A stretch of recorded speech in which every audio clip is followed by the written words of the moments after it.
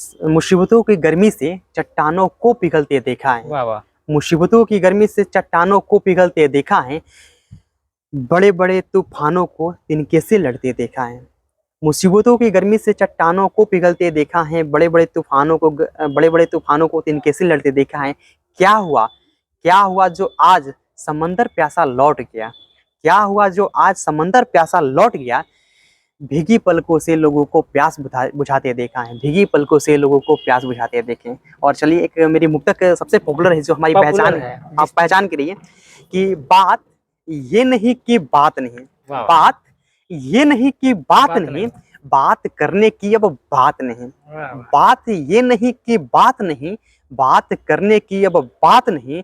बात तो बहुत करनी है दिल की, बात तो बहुत करनी है दिल की, लेकिन जो बात थी अब वो बात नहीं है। जो बात थी वो बात नहीं। बिहार में भोजपुरी गाने तो आप बहुत सुनते होंगे। आज हम आपको मिलाने जा रहे हैं राष्ट्रीय कवि डॉक्टर प्रेम सागर पांडे। नाम तो आपने सुना होगा अगर भोजपुर से हैं तो, क्योंकि कई सारे इन्होंने साहित्य का कवि सम्मेलन किया हुआ है। और अभी हाल फिलहाल में बापू सभागार, जो बहुत बड़ा मंच है, वहाँ से इन्होंने कवि सम्मेलन करके आए हैं। चलिए इनसे हम जानते हैं कि आखिर क्या अनुभव रहा, कैसे इस मुकाम तक पहुँचे और क्या करना पड़ा इसके लिए। क्योंकि भोजपुरी इंडस्ट्री में शॉर्टकट तो बना के बहुत लोग पहुंच जाते हैं, लेकिन साहित्य के क्षेत्र में शॉर्टकट का कोई तरीका ही नहीं होता है। तो सबसे पहले स्वागत है आपका हमारा न्यूज़ चैनल में। सबसे पहले आपका और आपके टीम का और आपके चैनल का बहुत बहुत आभार, जिन्होंने हमारा साक्षात्कार लेने के लिए अपना बहुमूल्य समय हमें दिया। और ऐसा रहा कि साहित्य की हम बात करें तो साहित्य लगभग रग रग में हमारे दौड़ता है। और साहित्य की बदौलत ही आज हम जो भी, वो साहित्य की बदौलत ही है। साहित्य ने हमको मतलब साहित्य की ओर कैसे मूव हुआ आपका जाना है? क्योंकि आज के डेट में लोग गाना गाते हैं या तो कुछ अलग अलग एक्टिंग करते हैं, लेकिन साहित्य में बहुत कम लोग जा पाते हैं। तो कैसे सोचा आपने जाने बात के लिए? ऐसा था कि एक बार की बात है, डॉक्टर कुमार विश्वास जी का एक इंटरव्यू था। बहुत पहले की बात है। तो उस टाइम हमको आनंद भैया थे और रक्षा मंत्रालय में, तो उन्होंने हमको एक इंटरव्यू दिखाया।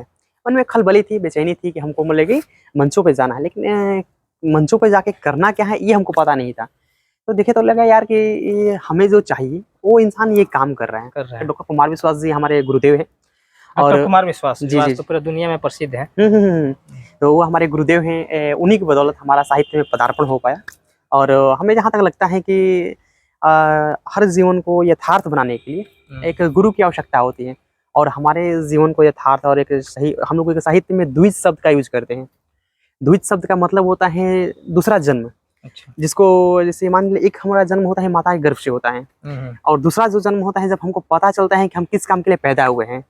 तो जिस दिन ये पता चलता है तो हमारा द्विज हुआ, मतलब कि 21 सितंबर को जब हम पहला मंच किए थे, तो डॉक्टर कुमार विश्वास जी का हमारे ऊपर काफ़ी मतलब काफ़ी उनका योगदान रहा है कि हम जो अभी जो मंच आपको मिला है वहां से आपने शुरुआत किया, बहुत जीरो से शुरुआत की, और अभी जो मंच मिला है उसी मंच से एक बार कुमार विश्वास जी ने भी कुछ कहा था। जी जी, एक बच्चा जब कुछ हरकतें कर रहा था तो उनको डांट के एक बात बोला था कि मुझे इस मंच से नीचे जाने में, आपके पास आने में जी जी 2 मिनट भी नहीं लगेगा। लेकिन आपको उस मंच, वहां से इस मंच तक आने में कई जन्मों लग सकते हैं, और आप उस मंच से जाकर अपना कवि सम्मेलन किए। तो क्या अनुभव रहा, कैसा लग रहा है? बता रहे आज से तकरीबन 8 से 9 साल पहले की बात है। हम कवि सम्मेलन में गए थे पटना। हालांकि वो जिज्ञासा था कि हमको डॉक्टर कुमार विश्वास जी को सामने से सुनना है। तो सुनने के लिए हम गए थे वहाँ पे। तकरीबन 36 घंटा हम खाना नहीं खाए, 36 से 40 घंटे तक खाना नहीं खाए थे उनको सुनने के लिए केवल। हमको लगता है कि अगर खाना खा लेंगे ना तो शायद हम सुन नहीं पाएंगे। वो गेट बंद हो जाएगा, फिर टिकट नहीं मिलेगा, डर बना रहता है, बहुत सारा चीज था। एंट्री नहीं मिल पाएगी, लेकिन हमको सुनना था। तो हम गए थे, सुने थे। तो उस टाइम एक बच्चा सीटी मार दिया। अच्छा। तो सीटी मार दिया तो एक साहित्य में शालीनता होती है, एक मर्यादा के अंदर साहित्य को सुना जाता है, क्योंकि जीवन को बेहतर बनाने के लिए आपको साहित्य के शरण में जाना ही पड़ेगा। तो हमको ये लगा कि तो उसी टाइम डॉक्टर कुमार विश्वास जी बोले कि देखो बेटा, तुमको मतलब कि हमको मंच से नीचे आने में मुश्किल से 2 मिनट लगेगा, और तुमको मंच से ऊपर आने में कई एक जन्म भी लग जाएगा। हो सकता है शायद 2-4 जन्म लेना पड़े इस मंच पे आने के लिए। तो मेरे मन में, हालांकि इस बात को हम उस टाइम हल्के में ले लिए थे, तो उन्होंने बताया कि जब हल्के में ले लिए तो हम हल्के में ले लिए क्या कि डॉक्टर कुमार विश्वास जी ऐसा क्या है कि मतलब हम मंचों पे जाने में हमको समय लगेगा। तो डॉक्टर कुमार विश्वास जी बोले कि उसके बाद हम क्या किए, हमने अंदर अंदर अपने मन में प्रण लिया कि नहीं, हमको मतलब कि मंचों पे, इसी मंच पे जाना है। तो उस मंच पे जाने में हमको तकरीबन 8 साल का समय लग गया। 8 साल 8 आपने साल, लगाना हाँ। पड़ा। हम 8 सालों तक इंतज़ार किए उस मंच पे जाने के लिए। लेकिन हाँ, एक चीज़ था कि हमारा प्रोग्राम जो था बहुत बड़े-बड़े जगहों पे हो चुका था उससे पहले। लेकिन हमारे मन में ये था कि हमको उस मंच पे जाना है। अच्छा, उस मंच पे पहुँचे आप, अपना साहित्य भी आपने दिया, तो कैसा अनुभव हुआ उसके बाद? अरे अनुभव बहुत अच्छा रहा। भारत सरकार के लगभग 3-3 मंत्री, 4-4 मंत्री वहाँ पे थे। राज्य के बहुत सारे मंत्री थे। उसी मंच पे हम भी बैठे थे। तो अब उस पल के बारे में हम क्या ही कहें। वो पल मतलब कि शायद मेरे जीवन का सबसे बेहतर पलों में से। अच्छा, वो एक दिन था जब कुमार विश्वास जी ने एक बात बोली थी, और जब उस मंच पे खड़े थे, तो क्या उस पल को याद कर रहे थे? हाँ, हाँ, जब हम बैठे थे, जब मंच पे बैठे थे, तो सामने हम उसी जगह को देख रहे थे जहाँ जिस जगह पे हम बैठे हुए थे। वो क्योंकि वो जो मेरा जहाँ पे बैठे थे, वो सबसे आखिरी सीमा था। वो आखिरी सीमा था हमारा कि वो जिसने बोलते हैं कि वो बापू साहब वकार का सबसे जो कोना था, कॉर्नर, हम वहाँ पे थे। और वहाँ से हमको मतलब कि डॉक्टर कुमार विश्वास को सुनने गए थे। लेकिन अब बताइए कि जिस मंच से वो बोले थे, उस मंच पे बैठे रहना, तो वो सच में मतलब कि बहुत गौरवान्वित करने वाला पल था।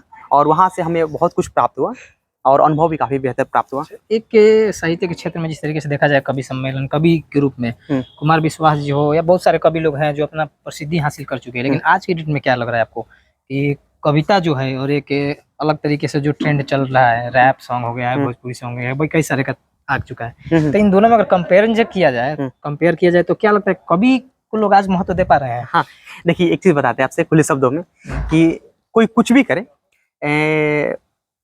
जो साहित्य होता है ना, चाहे आप गीत लिखते हैं या फिर कविता लिखते हैं, गज़ल लिखते हैं, मुक्तक लिखते हैं, वो सारे जो भी गाना लोग गाते हैं, जो भी रैप गाते हैं, उसमें एक साहित्यकार की भूमिका होती है, कलमकार की भूमिका होती है।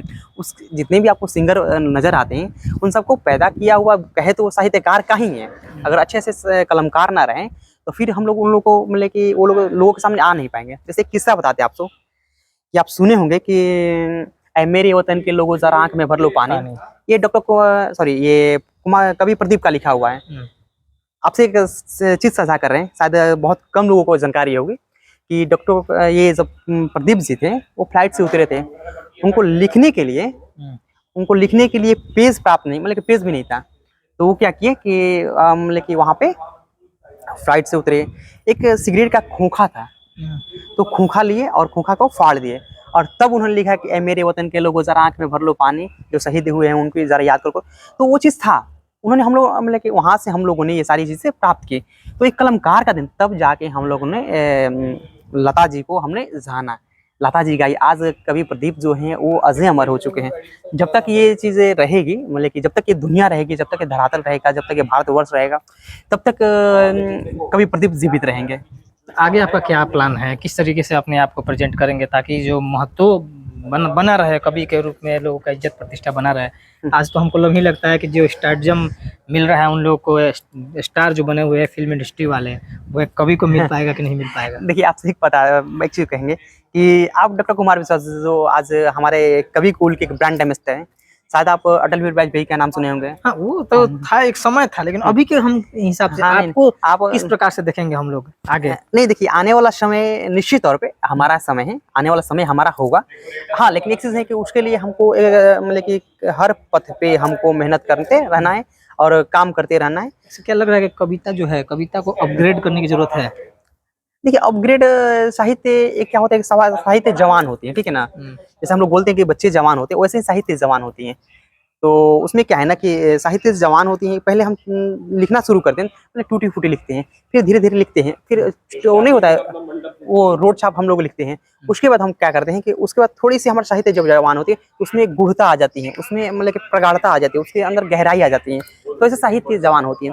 तो जब भी हम लोग बेहतर लिखेंगे, तो जब भी हम बेहतर लिखते हैं, तो उस टाइम क्या होता है कि हमारा जो कलम होता है, एक हमारा पहचान बना देता है। तो आगे क्या संदेश देना चाहेंगे आप साहित्य के क्षेत्र में? किस प्रकार से अपने आप को आगे के देख रहे हैं? देखिए आने वाला समय निश्चित तौर पे हमारा ही है। अगर हम इसके लिए कंडीशन ये है कि हमको नित्य प्रतिदिन मतलब कि कर्तव्य पथ पे अपने चलते रहना है, साहित्य को और बेहतर बनाते जाना है, तो निश्चित तौर पे समय हमारा आएगा। और एक चीज़ तो हमेशा कहेंगे, चाहे आप भारत के किसी भी पद पे बैठा दिया जाए, आपको उस पे बने रहने के लिए आपको साहित्य के शरण में जाना ही पड़ेगा। क्योंकि साहित्य आपके बौद्धिक कौशल को, आपकी योग्यता को, आपके चरित्र के चित्रण को मतलब काफ़ी बेहतर करती हैं, आप में सुधार करती हैं। आज सुधार की गुंजाइश साहित्य में ही है। तो हम हमेशा हर किसी से आग्रह करते हैं कि आप चाहे हिंदी, भोजपुरी, उर्दू, मतलब कि जो भी जुबां की साहित्य रही है, उन साहित्य के शरण में आप जाइए, साहित्य को पढ़िए, जानिए, समझिए। निश्चित तौर पे आपके व्यक्तित्व में निखार समय के साथ आएगा, और हमारा सबसे आग्रह यही रहेगा। तो आप देख रहे थे RG TV और हमारे साथ थे डॉक्टर प्रेम सागर पांडे, जो राष्ट्रीय कवि है और अभी हाल ही में बहुत बड़ा मंच साझा करके आए हैं। तो आपको कैसे लगे कवि जी, जरूर बताइएगा कमेंट करके, और वीडियो को ज़्यादा से ज़्यादा शेयर करिए और बताइए कि साहित्य का भी महत्व बहुत बड़ा है, समाज के लिए, देश के लिए, और हर जगह साहित्य की बहुत ज़रूरत है। उसी से हमारी जो विकास है, जो मानसिक विकास है, उस चीज़ को बढ़ाया जा सकता है और समाज को भी सुधारा जा सकता है। धन्यवाद।